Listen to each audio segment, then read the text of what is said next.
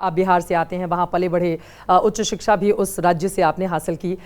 1 महीने के बाद वहां पर चुनाव होने हैं। वहां के मुद्दे भारतीय जनता पार्टी के लिए क्या हैं? और हाल ही में हम सब ने देखा था, प्रधानमंत्री नरेंद्र मोदी की मां को मंच से गाली दी गई। आरजेडी और कांग्रेस पार्टी का वो मंच था और उसके बाद बाकायदा एआई वीडियो भी बनाकर जारी कर दिया जाता है। तो राजनीति का ये जो स्तर है वो क्या बतलाता है बिहार के संदर्भ में? देखिए, सबसे पहली बात तो ये है कि जो प्रधानमंत्री मोदी जी की माता जी को जो देवलोक पधार चुकी हैं और जो देवलोक में ईश्वर के चरणों में विराजमान है, उनके ऊपर इस तरीके की गाली देना यह अति निंदनीय है और इसकी जितनी निंदा की जाए वो कम है। लेकिन इसमें समझने वाली बात यह है कि विपक्ष के शीर्षस्थ नेताओं कितने स्तर विहीन हैं, इसका भी ये बहुत बड़ा लक्षण है। इसको ये प्रतिलक्षित करता है, इसको ये लक्षित करता है। और ये बहुत ही दुर्भाग्य की बात है कि आज ऑपोजिशन इतने स्तर विहीन हो गई है कि उससे कुछ आशा करना भी बेकार हो गया है। उन्होंने सारी सीमाएं लांघ दी हैं और यह प्रजातंत्र के लिए बहुत बड़ा चैलेंज भी है और प्रजातंत्र को की गिरावट का एक नमूना भी है। देखिए, घटना घटी, एक बार घटी होती तो भी होता गलती से हो गई है, 2 बार घटना घट गई।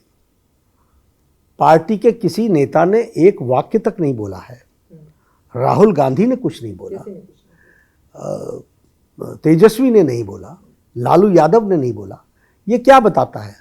ये आपके स्तर विहीन स्तर को बताता है और ये प्रजातंत्र के लिए, लोकतंत्र के लिए बहुत बड़ी चुनौती है। इसका असर पड़ेगा? निश्चित रूप से। बिहार की जनता बहुत संस्कारी है। बिहार संस्कारों के लिए जाना जाता है। एक तरीके से कहा जाए तो वो लोकतंत्र की जननी है। बिल्कुल। और बिहार के लोग पॉलिटिकली बहुत अवेयर हैं। वो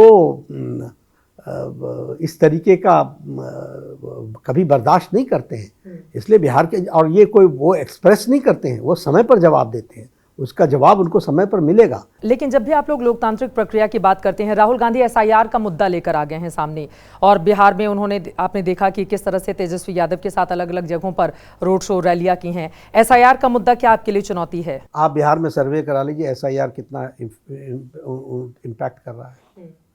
और दूसरी बात कि राहुल गांधी जी ने खुद ही कहा था ना कि महाराष्ट्र में वोट चोरी हुई है, फलानी चोरी हुई। हालांकि वो मैं आंकड़े दे चुका हूँ, मैं चाहूँगा कि वो आंकड़े एक बार आपके, इस समय मेरे पास नहीं है, लेकिन 3 स्टेटमेंट में 3 अलग अलग आंकड़े दिए।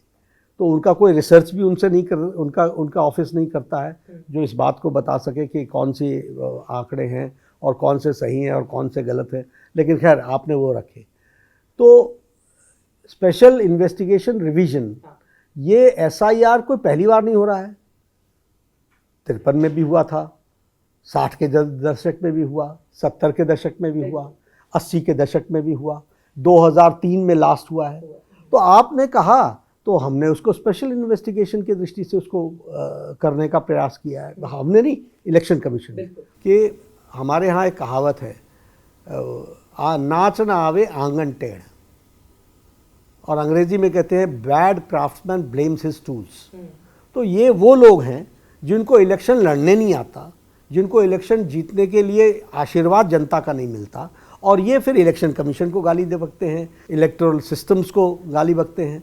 तो ये इनका तरीका है। इसी तरह का सवाल राहुल गांधी से जब मंच पर पूछा गया तो उन्होंने कहा, लोकतंत्र को बचाना हमारा काम नहीं है, मैं विपक्ष का नेता हूं, सवाल उठाना मेरी जिम्मेदारी है। उनके इस बयान को कैसे देखते हैं आप? गैर जिम्मेदाराना, बचकाना, बचपना। इतनी बड़ी कांग्रेस का, इतना बड़ा विपक्ष का नेता does not understand his responsibility. लोकतंत्र में रिस्पॉन्सिबल ऑपोजिशन होना, इसका कितना बड़ा महत्व है। मैं तो कई बार बोल रहा हूं, मेरे से ट्यूशन ले लो भाई। आप राहुल गांधी को ट्यूशन देने को तैयार हैं? हम तो सारे विपक्ष वालों को देना चाहते हैं। देखिए, विपक्ष समाज में तभी कुछ इंस्ट्रूमेंट के रूप में काम कर सकता है, उपकरण के रूप में काम कर सकता है, जब विपक्ष अपनी क्रेडिबिलिटी बनाए। ट्यूशन में क्या पढ़ाएंगे, क्या सिखाएंगे? यही कि पहले क्रेडिबिलिटी बनाओ। तुम्हारे तो हर मूवमेंट तुम्हारी क्रेडिबिलिटी को इरोड कर रहे हैं। every movement is eroding the credibility of your leadership and of your party. तुमको ये नहीं समझ में आ रहा है, ABCD नहीं समझ में आ रही है, तो और क्या समझाएं कोई?